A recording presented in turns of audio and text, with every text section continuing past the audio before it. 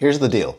You just landed a massive residential or commercial job and you got 10 grand sitting in your account. Question is, do you stash it away for a rainy day or throw it into investments to make it grow? Most roofing pros are bleeding money because they're doing this backwards. What's up, Roof Money Pros? Mike here with Roof Money Pro, and today we're settling the biggest money fight that's costing you thousands in lost growth and sleepless nights.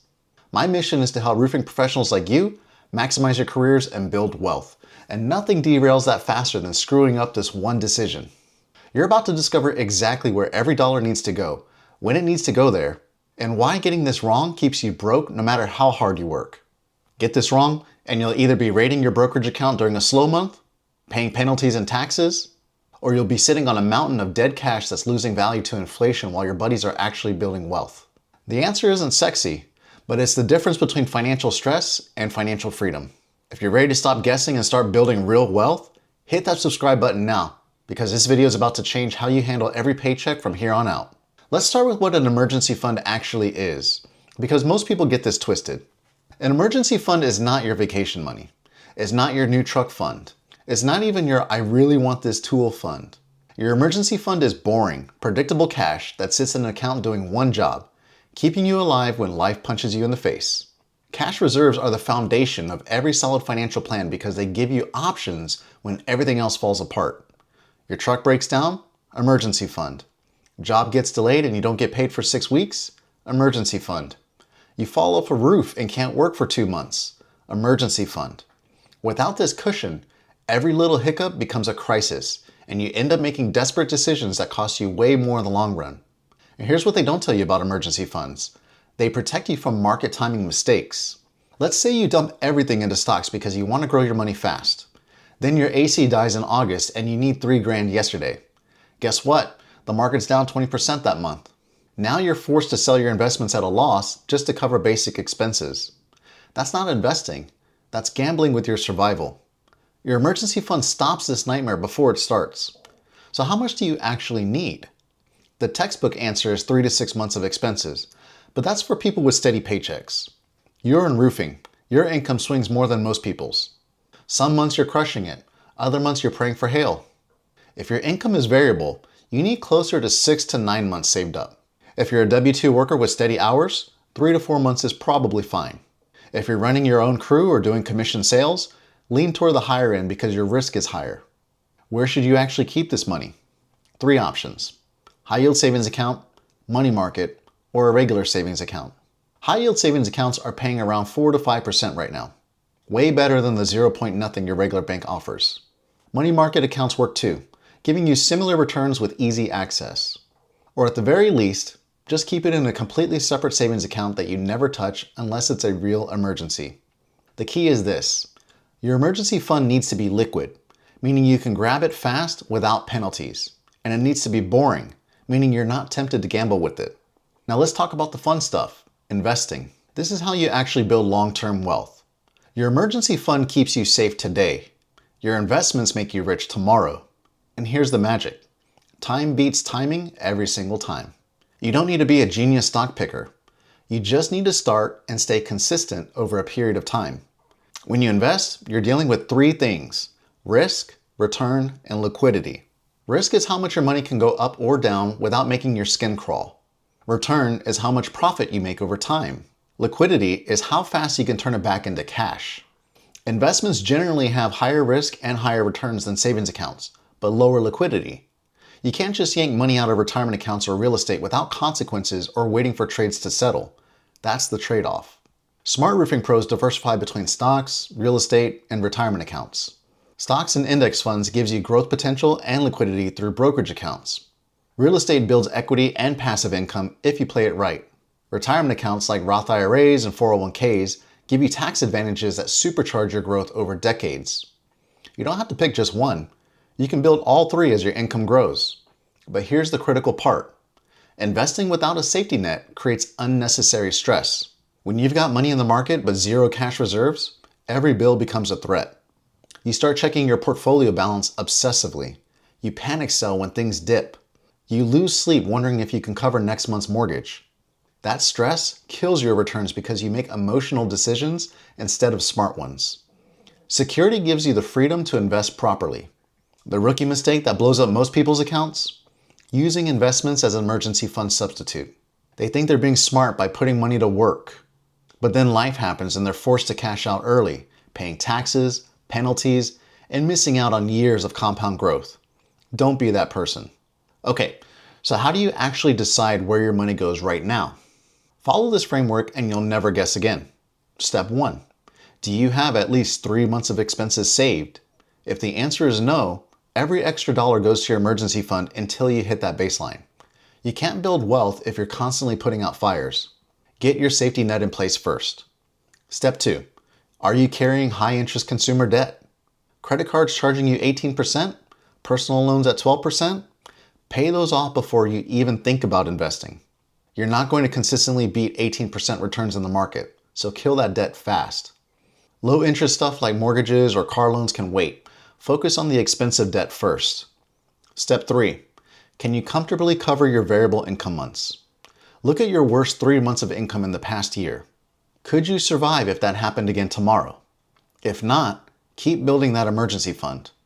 If yes, congratulations, you're ready to start investing seriously. Once you've cleared those 3 steps, you can start assigning priority percentages between savings and investing. Let's say you got a solid 6-month emergency fund and no bad debt. Now you might split your surplus 70-30, with 70% going to investments and 30% topping off savings or building towards other goals. As your emergency fund grows past the ideal amount, flip it. Maybe 10% to savings and 90% to investments. Here's an example. You're a sales rep making commission on roofing jobs. Some months you clear 10 grand, other months you're at 3. You've already got 4 months of expenses saved, about $15,000. You just closed a huge deal and have an extra 5 grand after covering your bills. Where does it go? 2 grand goes to topping off your emergency fund to 6 months. 3 grand goes straight into your Roth IRA or brokerage account. You're building security and growth at the same time. And let's talk about the emotional side of money, because this matters more than people admit. Some people sleep better with a bigger cash cushion, even if it means slightly lower returns. That's okay.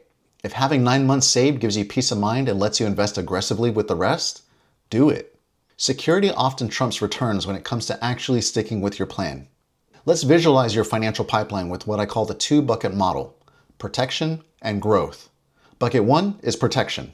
This is your emergency fund, insurance, and basic living expenses. Money flows here first because without protection, everything else collapses. Your goal is to fill this bucket to a specific level, 3 to 9 months of expenses depending on your risk, and then maintain it. Bucket 2 is growth.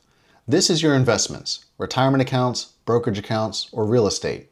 Once your protection bucket is full, excess cash flows here. This bucket has no cap because the goal is infinite growth over time. The more you feed it, the faster your wealth compounds. Keep your system fluid as your income grows. When you get a raise or land bigger jobs, increase the flow to each bucket proportionately. Don't just inflate your lifestyle. Scale your entire financial plan. Automation is your best friend here. Set up separate accounts for each bucket and automate transfers on payday. Your checking account pays bills. Your high yield savings account is your emergency fund. Your Roth IRA gets an automatic monthly contribution. You never have to think about it, which means you never skip it. Monthly habits keep your plan on track. Once a month, check your buckets. Is your emergency fund still at the right level? Are your investments being funded consistently? This 5-minute check-in prevents years of regret. And here's where things level up. If you want a complete system that focuses on maximizing cash flow, grab the Feast Cash Flow Masterclass at roofmoneypro.com. You can also get the 6-figure forecasting roadmap that shows you exactly how to scale your income and manage every dollar like a pro. Hit the link in the description or go to roofmoneypro.com to download that for free. This system helps roofing pros go from paycheck to paycheck to building serious wealth. Now here's the secret. Your emergency fund feeds your investment strategy. Once that safety net is locked in, every dollar beyond it becomes rocket fuel for wealth building. You're not just investing blindly and hoping for the best. You're investing with confidence because you know your foundation is solid. Set contribution targets once your fund is full. Say your emergency fund is complete at $20,000. Now you commit to investing a minimum of $500 or $1,000 every month. No excuses. Mark it up, invest. Mark it down, invest. Consistency beats everything. You'll need to rebalance between savings and investments as life changes. Got a new baby? Bump up your emergency fund. Paid off your truck? Redirect that payment to investments. Landed a huge contract? Split the windfall between topping off savings and aggressive investing. Your plan should breathe with your life. Let's say you're doing commission sales on roofing jobs. You get a fat check for $8,000 after a storm season. First, you check your emergency fund. It's at 5 months, but you want 6. You drop $1,500 into savings to complete the fund. The remaining $6,500, half goes to a Roth IRA, half goes to a taxable brokerage account. You just refilled your safety net and turbocharged your investments in one move. That's how you turn short-term safety into long-term wealth. Now let's talk about the traps that sink most people. Mistake number 1, building too big of an emergency fund. Yeah, you can actually have too much in savings. If you've got 2 years of expenses sitting in cash earning 4% while inflation is eating 3%, you're barely breaking even. Once you hit your target emergency fund, stop hoarding cash and start investing. Dead money doesn't build wealth. Mistake number 2, investing too soon and withdrawing during emergencies. You skip the emergency fund step because you're impatient for returns. Then your transmission blows and you're selling stocks at a loss to cover it. You just pay taxes, penalties, and opportunity costs because you skipped the boring foundation. Mistake number 3, mixing personal and investment accounts. Your checking account becomes your emergency fund, which becomes your investment account, which becomes a total mess. Separate accounts for separate purposes. This keeps you organized and prevents you from accidentally spending your safety net. Mistake number 4, ignoring taxes and liquidity in your investment planning. You put everything in a traditional 401k without understanding you'll pay taxes on every withdrawal.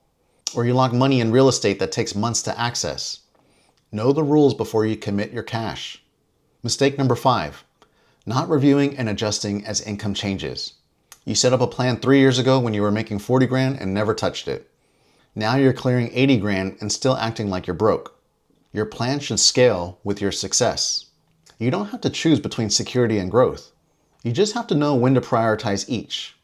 Your emergency fund buys you time and peace. Your investments buy you freedom and wealth. The smart move? Build your safety net, then use your surplus to multiply what's left. When you master both sides, you stop playing defense and start building your future. You're not worried about the next breakdown because you've got it covered. You're not stressed about retirement because you're feeding it consistently. You're not wondering if you're doing it right because you've got a system that works. Start today, check your emergency fund. If it's not where it needs to be, focus there first. If it's solid, shift to aggressive investing. Use the bucket model. Automate everything. Review monthly. Adjust as you grow. And if you want the complete roadmap, hit up roofmoneypro.com and grab the feast system. Your financial future isn't built on luck. It's built on knowing exactly where every dollar goes and why. Now you know. Go make it happen.